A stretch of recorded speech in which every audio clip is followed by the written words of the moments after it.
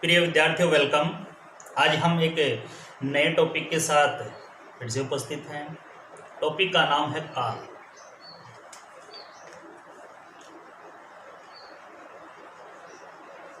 इसको अंग्रेजी में अपन टेंस के नाम से भी जानते हैं। काल को अंग्रेजी में टेंस के नाम से भी जानते हैं और काल का अर्थ होता है समय। काल का अर्थ होता है समय, टाइम। समय को ही हम काल कहते हैं। इसकी परिभाषा की अगर हम बात करें कि क्रिया के जिस रूप से उसके होने का समय मालूम होता है, क्रिया के जिस रूप से उसके होने के समय का मालूम होता है,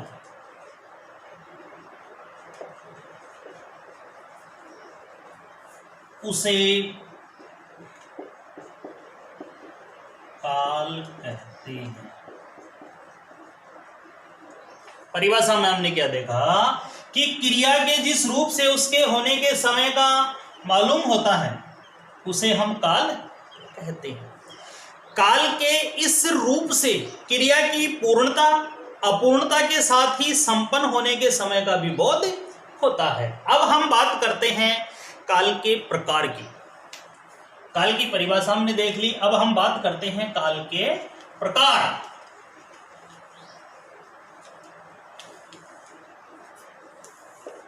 काल के प्रकार। तो विद्यार्थियों, काल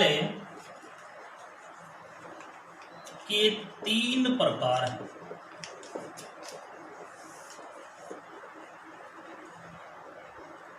काल का मतलब हमने देखा समय, और समय जो है वो 3 प्रकार का होता है। एक तो वर्तमान समय जो चल रहा है, एक जो बीत गया, एक आने वाला समय। यानी कि काल के 3 प्रकार हैं। 3 प्रकारों में पहला है वर्तमान काल।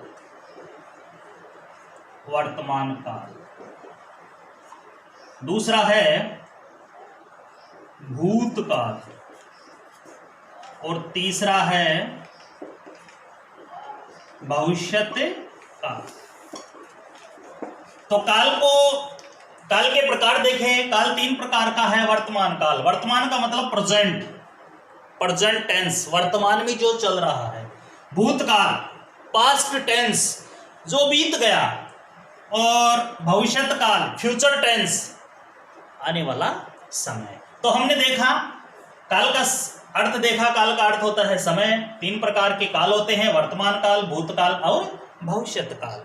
अब हम बात करते हैं नंबर 1 की, जिसका नाम है वर्तमान काल, प्रेजेंट टेंस। नंबर 1 है वर्तमान काल।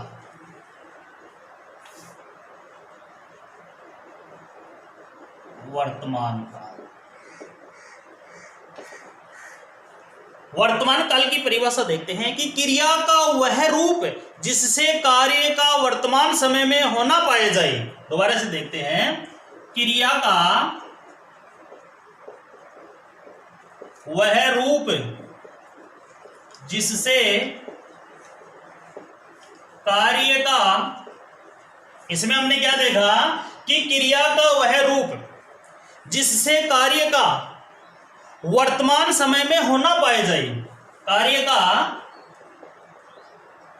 वर्तमान समय में होना पाया जाए, उसे हम वर्तमान काल कहेंगे। वर्तमान काल कहा जाता है। बिल्कुल सीधी सी परिभाषा है। वर्तमान काल का मतलब होता है प्रेजेंट, जो वर्तमान में चल रहा है, कि क्रिया का वह रूप जिससे कार्य का वर्तमान समय में होना पाया जाए, वर्तमान काल कहलाता है। अब हम आगे बात करते हैं इसके उदाहरणों की। जैसे बालक पुस्तक पढ़ रहा है, रमेश पत्र लिख रहा है। जैसे बालक पुस्तक पढ़ रहा है। दूसरा है राकेश पत्र लिख रहा है।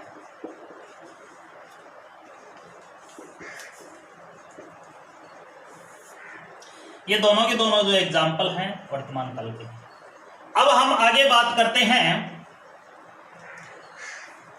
इसकी थोड़ी सी बात और है कि ये जो वर्तमान काल है इसकी परिभाषा देखिए कि क्रिया का वह रूप जिससे कार्य का वर्तमान समय में होना पाया जाए वर्तमान काल कहलाता है। बालक पुस्तक पढ़ रहा है, राकेश पत्र लिख रहा है। इससे ये बात तो बिल्कुल साफ स्पष्ट होती है कि ये जो काल है इसमें निरंतरता का प्रयोग होता है, यानी कि यह जो काल है वह निरंतर रहता है, यानी कि निरंतरता की इस काल में जानकारी दी जाती है।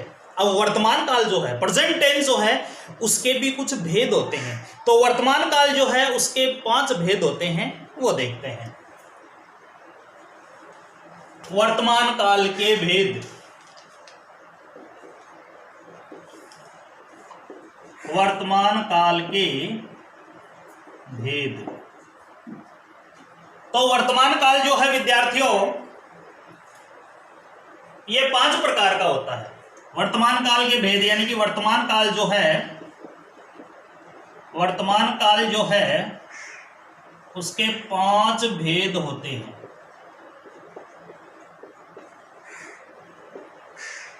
वर्तमान काल के भेद की अपन बात करें तो वर्तमान काल जो है इसके 5 भेद होते हैं, 5 प्रकार होते हैं। नंबर 1 सामान्य वर्तमान काल।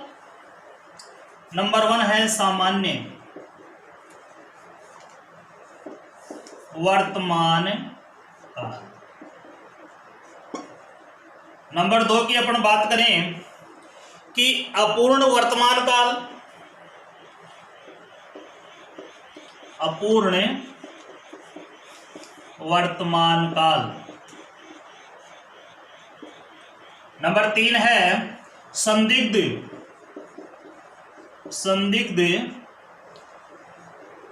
वर्तमान काल। नंबर 4 है संभाव्य वर्तमान काल। नंबर 5 है अज्ञार्थ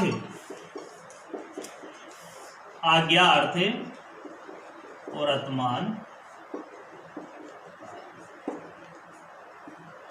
तो विद्यार्थियों वर्तमान काल हम पढ़ रहे हैं कि क्रिया का वह रूप जिससे कार्य का वर्तमान समय में होना पाया जावे वर्तमान काल कहलाता है। वर्तमान काल जो है उसके 5 भेद हैं।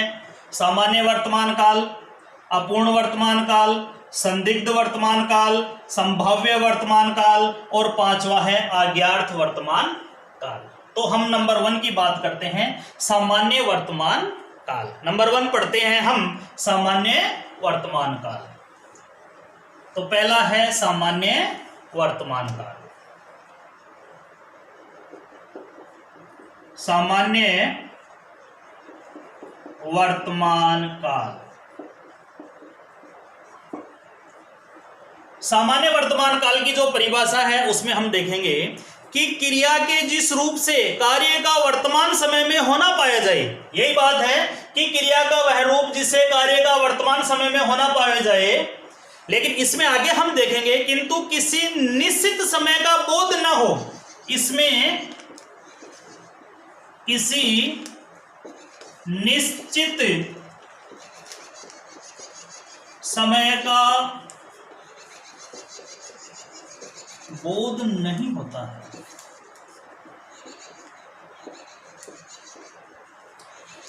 वर्तमान काल की परिभाषा हमने पढ़ी, क्रिया का वह रूप जिससे कार्य का वर्तमान समय में होना पाया जावे वर्तमान काल कहलाता है।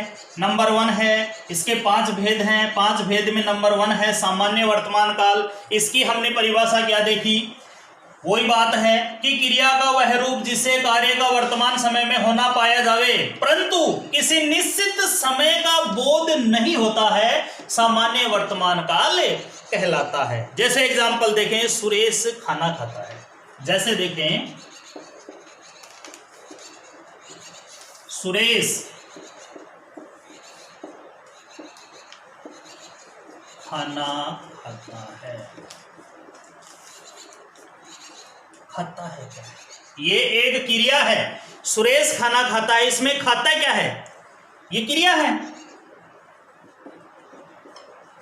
इसमें खाता जो है वह क्रिया से खाना खाने का कार्य जो है वो प्रस्तुत समय में ही होने का बोध हो रहा है। इस प्रकार खाता है जो है वो क्रिया का क्या हो गया? सामान्य वर्तमान काल हो गया।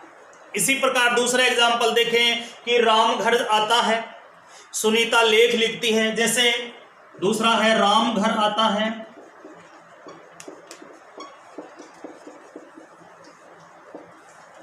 तीसरा है सुनीता लेख लिखती है। सुनीता लेख लिखती है। ये सारे के सारे जो एग्जाम्पल हैं सामान्य वर्तमान काल के हैं, यानी कि इसमें क्रिया के साथ ता है, ती है, ते है आदि आते हैं। इसकी सबसे बड़ी पहचान है क्रिया के साथ, क्रिया के साथ ता है, ती है, ते है आदि आते हैं। कहने का मतलब है कि सामान्य वर्तमान काल जो है, सामान्य जो वर्तमान काल है उसके जो भी वाक्य हैं उनको याद करने का सबसे बड़ा तरीका है कि क्रिया के साथ इसमें क्या क्या शब्द आएंगे, ता है, ती है, ते है इत्यादि जो शब्द आएंगे उसमें क्या कौन सा काल होगा? सामान्य वर्तमान काल होगा। अब दूसरे नंबर का काल है अपूर्ण वर्तमान काल। पहला हमने पढ़ लिया सामान्य वर्तमान काल, दूसरे नंबर पे आता है अपूर्ण वर्तमान काल। दूसरा अपन पढ़ेंगे अपूर्ण वर्तमान काल।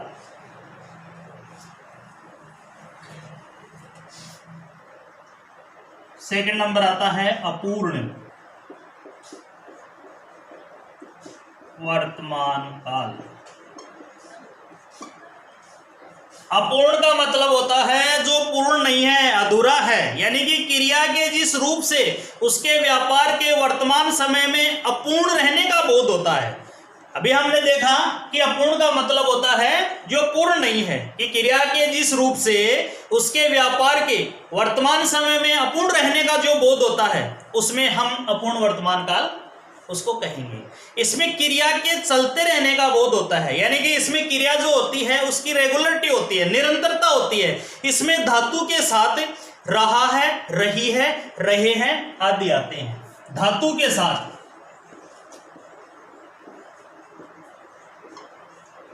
रहा है, रही है, रहे हैं आदि शब्द आते हैं।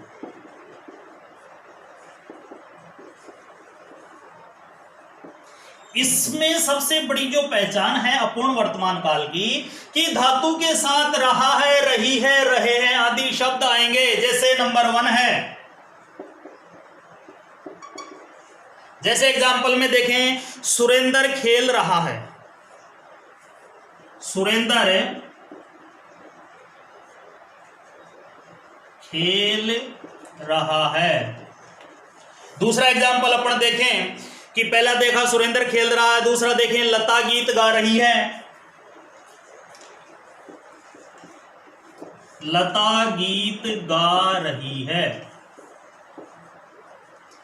तो खेलना, गीत ये क्या है? धातु है, और धातु के साथ रहा है, रही है आ रहे हैं, यानी कि इन वाक्यों में खेल रहा है और गा रही है ये क्रियाओं द्वारा कार्य के होने का पता तो चलता है, परंतु उनकी जो पूर्णता है उसका ज्ञान हमें नहीं हो पा रहा है। तो ये दोनों के दोनों जो एग्जाम्पल हैं अपूर्ण वर्तमान काल के हैं। तीसरे नंबर का जो है वह है संदिग्ध वर्तमान काल। संदिग्ध